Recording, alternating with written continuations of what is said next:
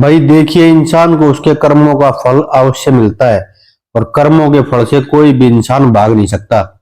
जो जैसे कर्म करता है उसका फल उस तक अवश्य पहुंचता है और पहुंचेगा ही पहुंचेगा, कोई बच नहीं सकता उससे। तो इसी पर आधारित आज आप लोगों को एक कथा सुनाते हैं।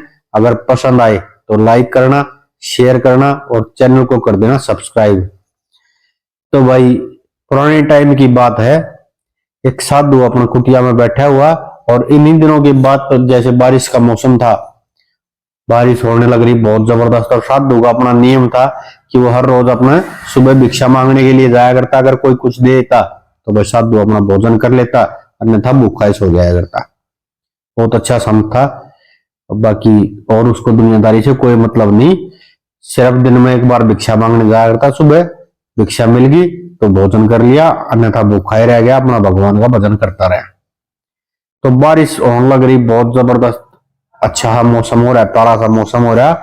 और संत जी अपना भिक्षा लेने के लिए निकले और रिम झिम बारिश चल रही है। रास्ते में पानी भरा हुआ है, बड़ा प्यारा सा मौसम। और साधु भी अपने आप बारिश के मौसम में आनंदित तो हो जाते हैं लोग, प्रसन्न तो हो जाता है मन इंसान का। और सुबह सुबह का समय, अब साधु को बेचारे को पहले दिन भी कोई भिक्षा नहीं मिली थी। रात में भूखा सोया था वो, पहले दिन मतलब भूखा था और सुबह से फिर भूखा था कि बोले भैया तो कोई कुछ मिल जाएगा, भोजन कर लूंगा। वैसे तो उसके मन में विचार तो ये था कि भाई कौन भिक्षा देगा आज तेरे को, बारिश वैसे हो रही है, लेकिन चल भाई अपना कर्म तो करना ही है। और जैसे ही वो गांव के जैसे गांव में पहुंचा, चौराहे पर एंटर किया उसने, तो वहां थी एक हलवाई की दुकान। और हलवाई की दुकान पर गर्मा गर्म समोसे बनने लग रही हैं, जलेबियां बनने लग रही हैं। और साधु के मुंह में पानी आ गया देख कर, क्यों भूखा था बेचारा। अगर भाई ये चीजें अगर खाने को मिल जाए तो कितना अच्छा हो। तो खड़ा हो गया साधु, थोड़ी देर के लिए देखने लग गया उधर जो जलेबियां और समोसे बन रहे थे। तो उस हलवाई की नजर पड़ी, हो ये तो संत जी आ गए।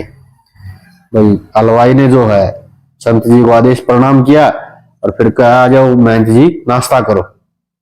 साधु को बैठा गए, गर्मा गर्म जलेबियां समोसे खिलाए और साधु ने भी अपना भरपेट खाया और खूब उसको आशीष दिया, आशीर्वाद दिए कि भाई भगवान करे तो दिन दुगनी रात चौगुनी तरक्की करे और तेरी खूब सारी दुकानें हो जाए। और खूब अपना दुआ देते हुए और साधु के पेट भर गया था और मस्ती में अपना चल पड़े।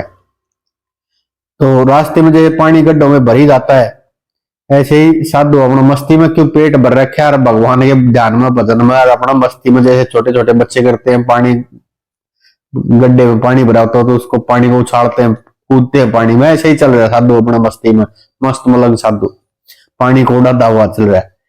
और पीछे पीछे एक नवविवाहित पति पत्नी आने लग रहे थे। तो साधु जैसे पानी उड़ाता हुआ चल रहा था, वो पानी के छींटे जो कुछ छींटे, वो जो नवविवाहित पति पत्नी आए थे उस पत्नी के कपड़ों पे गिर गया छींटे और कपड़े उसके खराब हो गए। तो उसके पति को तो बड़ा गुस्सा आया, नई नवेली दुल्हन और दुल्हन के सामने वैसे भी उसको तो नंबर बनाने थे कि मैं इतना दिलेर हूं। उस साधु को अगर अच्छा बुरा कहने लग गया। और साधु बेचारा कुछ नहीं बोल रहा, कोई बात नहीं, गलती होगी, इतना तो साधु ने जरूर बोला, लेकिन वो उसको अच्छा बुरा कहने लग गया। और बात बढ़ते बढ़ते साधु को एक थप्पड़ रसीद कर दिया। थप्पड़ लगते साधु जो बेचारा अपना नीचे रोड पे गिर गया और वो गाली देते हुए आगे चले गए।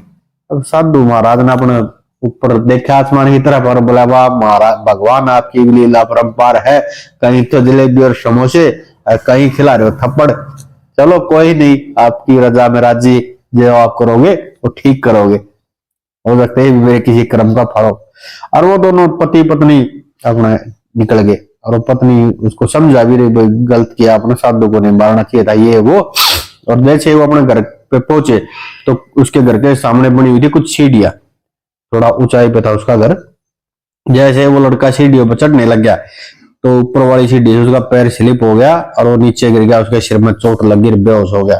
अब वो जोर जोर से चिल्लाने जैसे लगी तो और आदमी भी आगे चारों तरफ से भी, क्या हो गया क्या हो गया, बोले गिर गए। बोले ऐसे कैसे गिर गया, बोला जरूर जो है ना उस साधु ने इसको श्राप दिया है, उसको थप्पड़ मारा था ना इसने। अब भाई सब कह रहे, बोले ऐसा क्या साधु हो गया भाई, अरे एक थप्पड़ मार दिया तो मतलब ऐसा इसने श्राप दे दिया। श्राप क्या, टोना टोटका क्या हुआ, तभी तो ये जाके जो है गिरा है, इतना भयंकर मतलब चोट लगी इसका। अब सब भाग गए साधु की तरफ, साधु की तरफ अपना पीछे पीछे ही रहा था, सबने उसको घेर लिया मारने के लिए। जैसे तैयार हुए तो संत महाराज ने कहा, बोला रुको भाई रुको, क्यों मार क्यों रहे हो? अरे बोला एक दूसरे ने थप्पड़ क्या मार दिया, तू तेरे को, तूने इतना मतलब जादू टोना कर दिया उस पर, उसको श्राप दे दिया। बोला भाई, साधु ने कहा, बोला भाई तुम लोगों को पता है कि उसने मेरे को क्यों मारा था? बोला भाई क्यों मारा था? कि भाई मैंने जो पानी उड़ाया था उसके छिट्टे उसकी पत्नी के कपड़ों पे गिर गए थे, उसके यार के कपड़ों पे गिर गए थे, इसलिए उसको गुस्सा है, उसने मेरे को थप्पड़ मारा था। तो उसका यार थी उसकी पत्नी, और मेरा यार जो है वो कौन है? वो परमात्मा। अब देख लो आप, जब परमात्मा के यार को थप्पड़ लगा तो उसको परमात्मा ने किया भाई जो कुछ किया है। मैंने कुछ नहीं किया, मैंने कोई श्राप दिया, ना मैं कोई जादू टोना जानता हूं, ये परमात्मा ने किया भाई। और कोई नहीं, वो ठीक हो जाएगा, परमात्मा उसको ठीक करेंगे। लेकिन इंसान को जो है उसके कर्मों का फल अवश्य मिलता है, क्योंकि भाई मैंने उसके यार पर पानी के छिट्टे उड़ाए तो मेरे को उसका फल मिला एक थप्पड़, और भाई उसने मेरे ऊपर हाथ उठाया तो उसको उसके कर्म का फल मिला वो चोट। तो कर्मों का फल इंसान को अवश्य मिलता है। तो ये थी छोटी सी कहानी, अगर पसंद आई हो तो भाई लाइक कर देना, शेयर कर देना और चैनल को कर देना सब्सक्राइब। और भाई ऐसे ही एक छोटे से चुटकुले सुना जाए एक दो। क्या होया, एक वो पहलवान बस में चढ़ लिया, कंडक्टर आया, हाँ भाई पहलवान बोला टिकट, पहलवान ने टिकट बोला भाई यार टिकट नहीं लिया रहा। कंडक्टर था बहुत हाय, कंडक्टर बेइज्जती मान गया। अगले दिन फिर पहलवान चढ़ गया, फिर गई बोले टिकट, बोला पानी लिया रहा भाई। ये बोल लगे कंडक्टर बेचारा कुछ ना, कंडक्टर सोची भाई वो तो ठाडा इस मारी मरोड़ दिखाओ। कंडक्टर ने जम्मा जाना शुरू कर दिया, भाई गोले कैप्सूल पाउडर पाउडर राची खुराक खा भाई। 6 महीने हो गए, शरीर तैयार कर दिया कंडक्टर ने भी अच्छा ठाडा। और फिर 6 महीने पास पहलवान वहां टिकट, पहलवान ने हट गया, बोला टिकट नहीं लिया रहा भाई यार। कंडक्टर ने छाती तैरने ली कि अच्छा ठाडा हो रहा था ना, बोला क्यों ना लिया रहा है? पहलवान ने बोला भाई पास बनवा रहे हूँ तो इन्हें लिया यार। एक और भाई नहीं है कति मरिया 30-35 किलो का सिंगल हड्डी, और एक टैटू बनानी है पहुंचा। और ने बोला भाई एक काम कर, मेरे डोले पर जो ना सांप बना दे। टैटू वाला ने बोला भाई ये डोले पर तो सांप की, ये पता सांप की बामणी मन सके यार, वह भी मेरी ओढ़े डोले ले रहा मेरे यार तू। वो भाई बेइज्जती मानेगा थोड़ा, उल्टा चलेगा यार बाप अपना मेहनत मुनत लगा कारण जम जम यार आजकल पाउडर कैप्सूल आ रही है खाए खूब। और भाई दे तैयार कर ली, और 5 महीने पास पहुंचा ठाडा तैयार हो रहा, ले बोला भाई बना दे कोबरा। टैटू वाला ने बना दिया भाई सांप, कोई बात ना, सांप बन गया, खतरा भी लग गया। तो गोले कैप्सूल जो खाए थे ठाडा वाला जी तो छोड़ दिए, छोड़ते फिर उड़े आ गया 30-35 किलो में सूख गया थी। और वो सांप बन जाता ना वो बढ़ गया काख में, वो काख में बढ़ गया तुम्हें पहुंचे टैटू वाले तो बोला रहो आराम हो रही हो, तुमने किसा टैटू बनाया सांप मेरी काख में बढ़ गया। टैटू वाला देखा हिसाब किताब, बोला शोकर मैंने जो तुमने पाजू को बनवाया था जैती काख में बढ़ गया, जो तुमने बनवाया पट पे तेरे चुतना हम नहीं बड़े हिसाब।